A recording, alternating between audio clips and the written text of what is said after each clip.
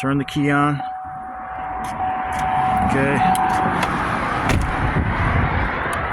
Take you a paper clip. You have to find your starter relay.